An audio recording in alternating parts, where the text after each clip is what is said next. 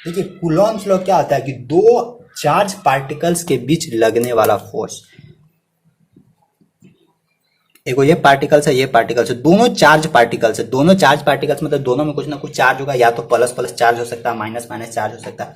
अब यहाँ से देखिए, अगर दोनों के पास प्लस प्लस चार्ज होगा तो सेम सेम चार्ज है, क्या होगा, अट्रैक्शन होगा या रिपल्सन होगा? तो क्या बोलेगा, दोनों अलग अलग चार्ज है तो क्या होगा, रिपेल होगा। अगर यहाँ पे प्लस माइनस चार्ज होता है तो क्या होता है, अट्रैक्शन होता है। ऐसे भी समझ रहे हैं आप लोग? तो प्लस माइनस जहां मिलेगा अट्रैक्शन होगा ही होगा। ये रियल लाइफ से भी रिलेट कीजिए ना, समझ आइएगा। तब हम लोग को यही देखना है कि आखिर इस दोनों के बीच में लगने वाला फोर्स, इस दोनों पार्टिकल्स के बीच में लगने वाला फोर्स क्या होगा। ये Q1 चार्ज है और ये क्या है, Q2 चार्ज है। और इस दोनों के बीच का डिस्टेंस कितना है, यानी R डिस्टेंस पे दोनों को रखा गया है। आप यहाँ से देख रहे हैं, इन्हें बगल से जा रही है तो दोनों के बीच में जा बहुत दूर रहता है, तब भी आंख से आंख मिल जाता है। तो अगर इसको और नजदीक ले आइएगा तो फिर गड़बड़ हो जाएगा। तो यहां से करना क्या है, यहाँ पे यही देखना कि दो चार्ज पार्टिकल है, दोनों चार्ज पार्टिकल्स के बीच का डिस्टेंस r है, तो दोनों चार्ज पार्टिकल्स के बीच लगने वाला अट्रैक्शन फोर्स या रिपल्सन फोर्स कितना होगा वो हम लोग को निकालना है। तो चार्ज किसी भी तरह का हो सकता है, प्लस माइनस किसी भी तरह का हो सकता है। तो सबसे पहला देखिए, सबसे पहला क्या होता है, दोनों पार्टिकल्स के बीच लगने वाला फोर्स क्या होता है, दोनों चार्ज के प्रोडक्ट के directly proportional Q1 into Q2। दोनों चार्ज पार्टिकल्स के बीच लगने वाला attraction force is directly proportional to the product of given charge. दोनों चार्ज का जो प्रोडक्ट होगा उस प्रोडक्ट के डायरेक्टली प्रोपोर्शनल मतलब कि समानुपाती होता है, यानी बल समानुपाती किसका होता है, दोनों आवेश का। ठीक, अब सेकेंड क्या होता है, सेकेंड फोर्स और किस पे डिपेंड करता है, force is inversely proportional to 1/r², यानी अनुकर्मानुपाती, सॉरी व्युत्क्रमानुपाती। यानी ये जो फोर्स है ये रेडियस का स्क्वायर के व्युत्क्रमानुपाती होता है, यानी इसको जितना ही दूर लेके जाइएगा उतना ही दोनों के बीच का जो कनेक्शन होगा ना, कनेक्शन होगा वो खत्म होगा, और जितना ही ये पास में आएगा ना उतना ही ज्यादा कनेक्शन बढ़ेगा। तो इस दोनों को ध्यान रखना है। Force is directly proportional to Q1 into Q2, force is inversely proportional to 1/r²। अब इस दोनों को क्या कीजिए, एक साथ मर्ज कीजिए। तो एक साथ मर्ज कीजिएगा तो क्या मिलेगा, F is directly proportional to Q1 into Q2 बटा क्या होगा, नीचे से r²। और ये जब ये प्रोपोर्शनलिटी हटेगा तो F बराबर एक आएगा क्या, K Q1 इंटू Q2 बटा r²। और यहाँ पे ये K क्या कहलाता है, K कहलाता है कूलॉम्स कांस्टेंट। ये क्या कहलाता है हम लोगों को, Coulomb constant. Coulomb constant. F बराबर क्या, K Q1 Q2 बटा r²। यहां से एकदम दिमाग में रखिए, F बराबर क्या, K Q1 Q2 बटा r², वेयर K बराबर क्या होता है, कूलॉम्स कांस्टेंट। और ये जो फोर्स होता है इस फोर्स का नाम क्या रहता है, इस फोर्स का नाम है इलेक्ट्रोस्टैटिक्स फोर्स। क्या होता है, electro ELECTRO, electro STATICS, electrostatics force मतलब कि विद्युत वाहक, इलेक्ट्रोस्टैटिक फोर्स, विद्युत स्थिर बल, विद्युत स्थिर बल लिखिए, विद्युत स्थिर बल, समझे।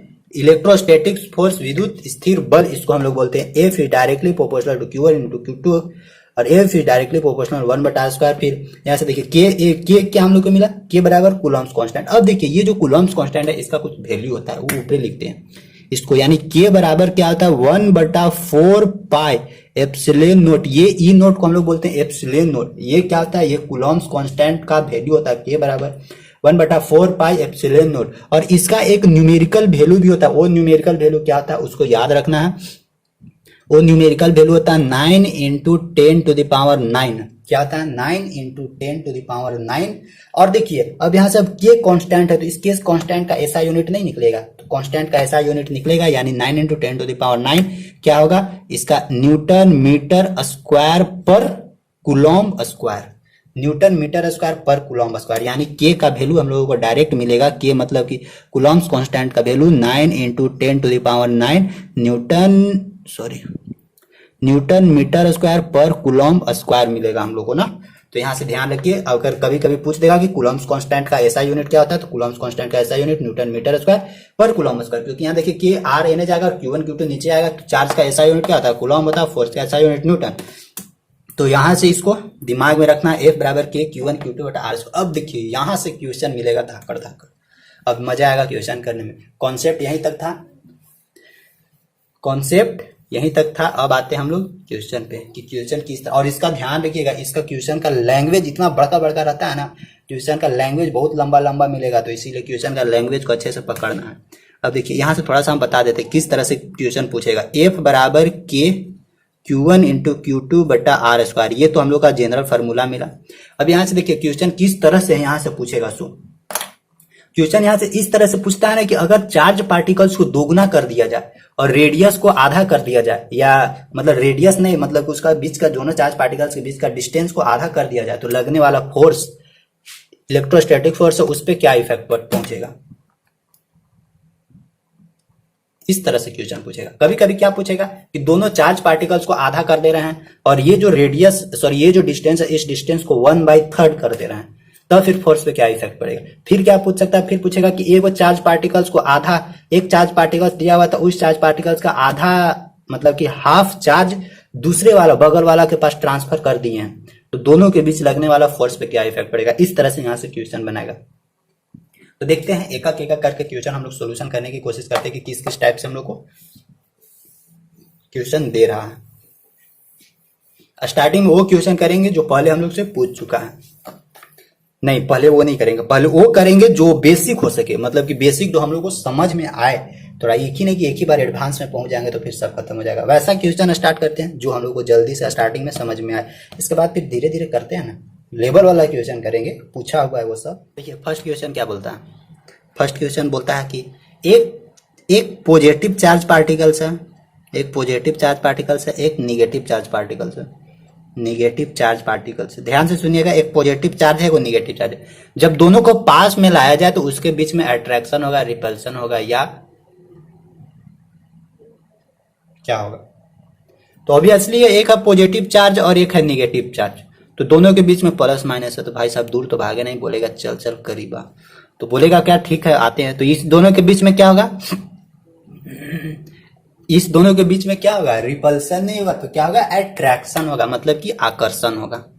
ठीक, आकर्षण फर्स्ट क्वेश्चन। अब देखिए सेकंड क्वेश्चन हम लोगों को क्या बोलता है। सेकंड क्वेश्चन क्या बोलता है, सो देखिए सेकंड क्वेश्चन बोलता है कि दो आवेशों के बीच की जो डिस्टेंस है, उस डिस्टेंस को 3 टाइम्स, यानी 3 टाइम्स बढ़ा दिया जाए। यानी स्टार्टिंग में देखिए, स्टार्टिंग में क्या था, ये एक चार्ज पार्टिकल्स था और ये एक चार्ज पार्टिकल्स, यानी Q1 Q2 था। इस दोनों के बीच का डिस्टेंस स्टार्टिंग में क्या था, R था। फिर क्या बोलता है, इस दोनों के बीच के डिस्टेंस को हम लोग क्या कर दिए हैं, इस दोनों के बीच के डिस्टेंस को 3R कर दिए हैं, यानी पहले के कंपेरिजन में 3 गुना बढ़ा दिए हैं। तो बोलता है कि उसके बीच लगने वाला फोर्स, स्टार्टिंग में कितना फोर्स लग रहा था, F बराबर क्या फोर्स लग रहा था, के Q1 इंटू Q2 बटा आर स्क्वायर फोर्स लग रहा था। और जब इसके बीच का डिस्टेंस को 3 टाइम्स इंक्रीज कर दिया गया और चार्ज दोनों Q1 Q2 ही है, दोनों में चार्ज क्या है, Q1 Q2 यह, बस उसके बीच का जो डिस्टेंस है उस डिस्टेंस को 3 टाइम्स इंक्रीज कर दिया गया। तो यानी अब फोर्स कितना लगेगा, F डैश बराबर के Q1 इंटू Q2 तो वही रहेगा बटा आर बराबर डिस्टेंस, दोनों के बीच का डिस्टेंस स्टार्टिंग में R था, अब क्या हो गया 3R हो गया। तो आराम से लिखिए क्या 3R और इसका स्क्वायर, क्योंकि स्क्वायर होता है ना। तो F डैश बराबर क्या हम लोग को निकलेगा, 3 तिहाई 9, यानी 1/9 बाहर निकाल देते हैं के Q1 इंटू Q2 बटा नीचे क्या मिलेगा, आर स्क्वायर मिलेगा ना। और देखिए के Q1 Q2 बटा आर स्क्वायर बराबर क्या हम लोग को मिला था, के Q1 Q2 बटा आर स्क्वायर बराबर स्टार्टिंग में F मिला था, यानी F डैश बराबर क्या होगा 1/9 F, यानी F डैश बराबर क्या होगा 1/9 F। यानी अगर उसके बीच का डिस्टेंस को 3 टाइम इंक्रीज कर दिया जाए तो उस दोनों चार्ज पार्टिकल्स के बीच लगने वाला फोर्स स्टार्टिंग फोर्स का 9 गुना क्या हो जाएगा, कम हो जाएगा। यानी स्टार्टिंग में जितना फोर्स लग रहा था उसका 1/9 टाइम्स भी फोर्स कम लगने लगेगा। ऑब्वियसली है, साथ में अगर दोनों को करीब लाना है तो भाई नजदीक लाइए, अगर दूर भगाना है तो दोनों को दूर कर दीजिए, अट्रैक्शन कहीं होगा ही नहीं, समझे।